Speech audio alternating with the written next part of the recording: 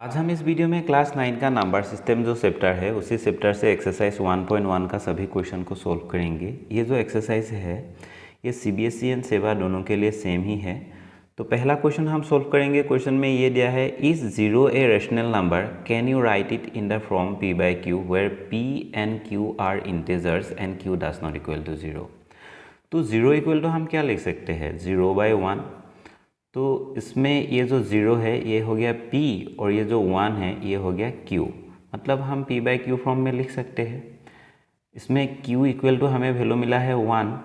तो क्वेश्चन में क्या दिया है, q does not equal to 0। तो इसमें जो ये जो क्राइटेरिया दिया है इधर फुलफिल हो रहा है, मतलब q इक्वल टू 0 नहीं होना चाहिए। तो इधर हमें q इक्वल टू एक वैल्यू मिल रहा है, वो वैल्यू है 1। जब हम 1 से 0 को डिवाइड करेंगे तब हमें क्या मिलेगा, 0 ही मिलेगा। नेक्स्ट अगर हम चाहे तो ऐसे भी लिख सकते हैं, 0 इक्वल टू 0/-7। तो ये हो गया p एंड ये हो गया q। तो इसमें q इक्वल टू कितना वैल्यू मिल रहा है हमें, -7। तो ये जो 1 है ये पॉजिटिव इंटीजर है, ये जो -7 है ये नेगेटिव इंटीजर है। तो क्वेश्चन में ये कहा गया है कि p and q are integers. तो इंटीजर पॉजिटिव भी हो सकता है, नेगेटिव भी हो सकता है। तो हम ऐसे लिख सकते हैं, मतलब 0 इक्वल टू अगर हम चाहे तो 0/1, 0/2 and 0/3 equal to 0/-7 equal to 0/-13, ऐसे कोई भी वैल्यू हम लिख सकते हैं। क्वेश्चन 1 का solution, yes 0 is a rational number because we can write it as a p by q form। मतलब हम p by q फॉर्म में 0 को लिख सकते हैं। फॉर एग्जाम्पल हम ऐसे लिख सकते हैं, therefore 0 equal to 0/1 equal to 0/3 equal to 0/-7 equal to 0/-13, ऐसे लिख सकते हैं। तो बाद में हम लिख देंगे एक्सेट्रा। तो ये हो गया क्वेश्चन 1 का सॉल्यूशन, जस्ट हमें ऐसे लिख देना है। क्वेश्चन 2 में दिया है, find 6 rational numbers between 3 and 4। तो 3 एंड 4 के बीच में अभी हमें 6 रेशनल नंबर अभी नहीं मिलेगा। तो 6 रेशनल नंबर फाइंड करने के लिए हम क्या करेंगे, हम ऐसे करेंगे, 3 इक्वल टू 3/1। 1 से 3 को जब डिवाइड करेंगे 3 ही होगा। नेक्स्ट हम लिखेंगे 4 इक्वल टू 4/1। 1 से जब 4 को डिवाइड करेंगे तब हमें 4 ही मिलेगा। नेक्स्ट हमें फिर से इसको लिखना पड़ेगा, इस रेशनल नंबर को हम ऐसे लिखेंगे 4/1। उसके बाद हम ऐसे मल्टीप्लाई साइन दे देंगे। नेक्स्ट हमें क्या करना है, 6 रेशनल नंबर फाइंड करने के लिए दिया है। तो 6 से ग्रेटर नंबर कोई भी नंबर लेकर हम इसमें मल्टीप्लाई कर देंगे। सेम नंबर से ही हमें सभी वैल्यू को मल्टीप्लाई करना पड़ेगा। मान लो इधर हमने ले लिया 7, तो इधर 7 देना पड़ेगा, इधर भी 7 देना पड़ेगा, इधर भी 7 देना पड़ेगा। तो ऐसे जब हम करेंगे तब हमें क्या मिलेगा, दोनों में डेनोमिनेटर हमें सेम मिलेगा। तो इधर मिलेगा 7, इधर मिलेगा 7। अभी डेनोमिनेटर सेम हो गया है। नेक्स्ट इसका न्यूमरेटर क्या आएगा, 3 × 7 equal to 21। Next 4 × 7 equal to 28। Rational numbers are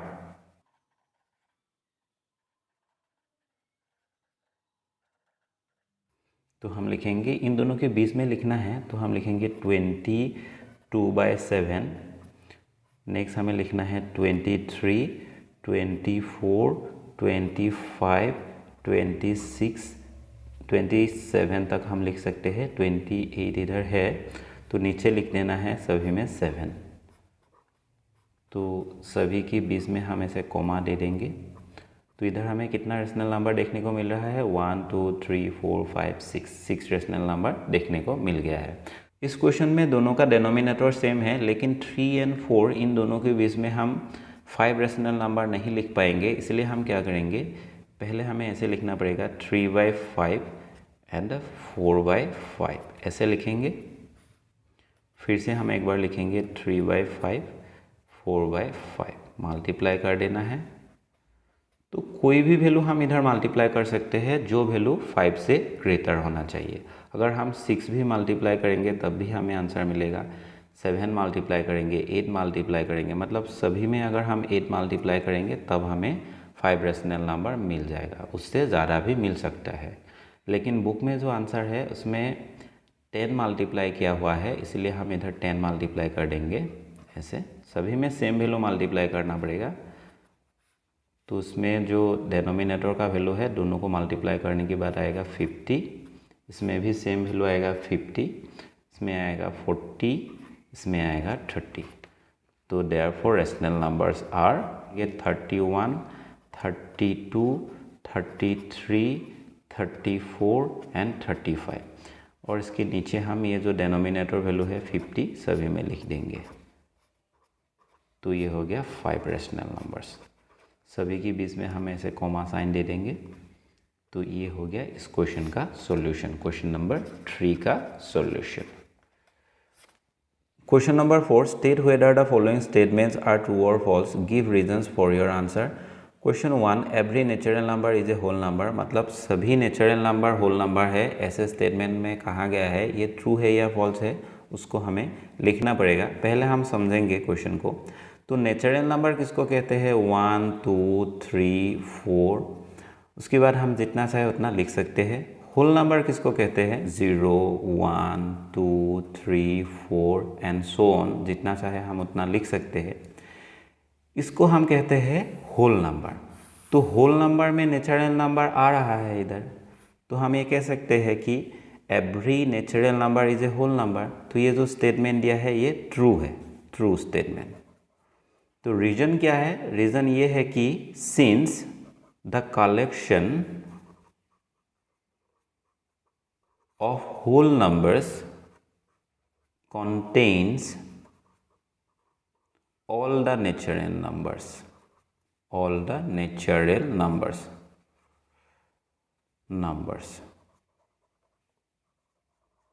ये जो स्टेटमेंट मैंने लिखा है ये बुक में ऐसे ही लिखा हुआ है, इसलिए मैंने लिख दिया है। आप लोगों के हिसाब से लिख सकते हैं, मतलब ये जो कंडीशन है इसको देखकर लिख सकते हैं।